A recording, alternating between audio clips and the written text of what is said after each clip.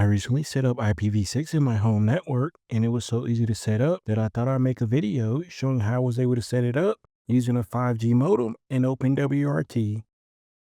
The main reason I set up IPv6 is because I'm behind a carrier-grade NAT and needed a way to access my internal resources remotely. Although there are several different options you can use to bypass carrier-grade NAT, IPv6 is the quickest and easiest. Overall, getting everything set up was a three-step process that took about 5 minutes to complete. The first thing I had to do was enable IPv6 on my modem and then put my modem into bridge mode. Enabling IPv6 allows me to get a public IPv6 address from my carrier, while bridge mode passes my IP information to OpenWRT so that OpenWRT can handle the routing. Once that was done, I made sure everything was set up correctly by verifying that I had an IPv6 address on my WAN6 interface. The second thing I had to do was set up IPv6 prefix delegation.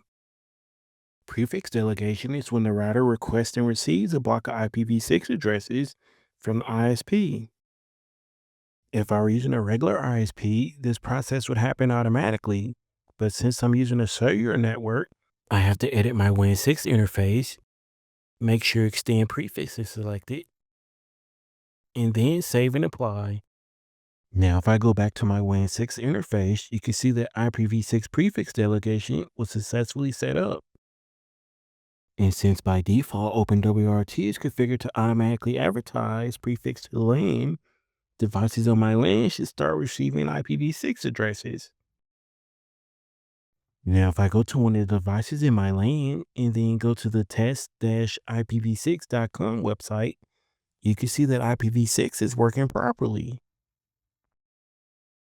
Despite having a public IPv6 address, my device is still not reachable from the internet. This brings me to step 3, which is configure the firewall.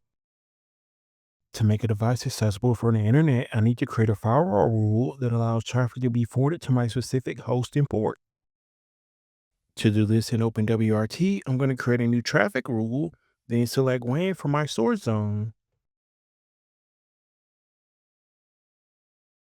Then in the destination zone, I'm going to select LAN to allow traffic to reach hosts on my LAN, or select input to allow traffic to reach one of the IPv6 addresses configured on the router itself.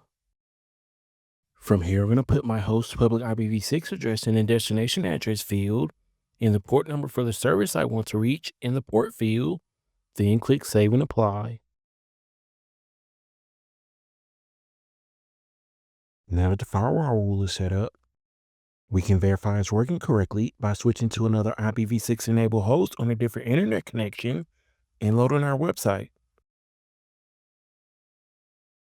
Since the website loads, this lets me know that traffic is going across the internet, hitting my router, and then correctly being forwarded to my host.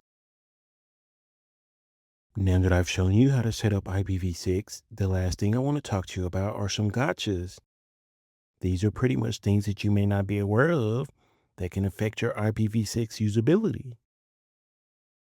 The first thing you need to be aware of is that anybody that wants to access your public IPv6 resource also needs a public IPv6 address. The second thing you need to know is that anytime you restart your modem, your IPv6 prefix changes. This means that you will need to set up some sort of dynamic DNS service to keep track of your IP addresses. The third thing you need to be aware of is that carriers only give you a single /64 prefix. This means that you will only be able to set up a single IPv6 LAN. The last thing you want to pay attention to is the modem that you're using, as your modem will either make it easier or harder to set up IPv6.